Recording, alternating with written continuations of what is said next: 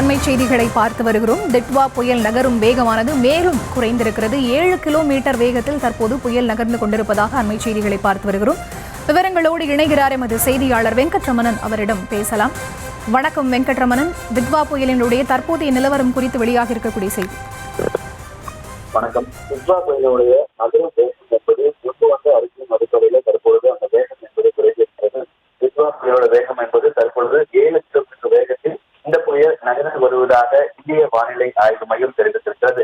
தற்பொழுது கடலூர்ல இருந்து 100 கிலோமீட்டர் தொலைவிலும், காரைக்காலுக்கு வடகிழக்கிலிருந்து 110 கிலோமீட்டர் தொலைவிலும், புதுச்சேரியிலிருந்து கிழக்கு தென்கிழக்குல 100 கிலோமீட்டர் தொலைவிலும், அதே போல வேதாரண்யத்திலிருந்து வடகிழக்கே 150 கிலோமீட்டர் தொலைவிலும், சென்னையிலிருந்து தெற்கு தென்கிழக்கே 170 கிலோமீட்டர் தொலைவிலும் தற்பொழுது இந்த புயலானது மையம் கொண்டிருக்கு. தொடர்ச்சியாக இது வடக்கு தமிழ்நாடு புதுச்சேரி கடற்கரையிலிருந்து சூறாவளி மையத்தில் குறைந்தபட்சம் சுமார் 80 கிலோமீட்டர், அதாவது இப்ப சென்னையிலிருந்து 170 கிலோமீட்டர் தொலைவில் இருக்கக்கூடிய நிலையில 80 கிலோமீட்டர் தொலைவுக்கு வரும்பொழுது அந்த புயல் என்பது வலுவிழக்க வாய்ப்பு இருப்பதாக கூறப்பட்டிருக்கிறது.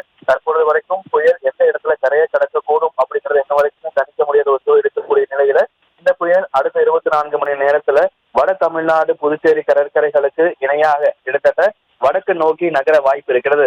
வடக்கு நோக்கி நகரும் போது சூறாவளி புயல் இன்று மாலைக்குள் தமிழ்நாடு புதுச்சேரி கடற்கரையிலிருந்து தென்மேற்கு வங்கக்கடல்ல குறைந்தது 30 கிலோமீட்டர் தூரத்திற்குள் மையம் கொண்டிருக்கும் எனவும் வானிலை மையம் தெரிவித்திருக்கிறது.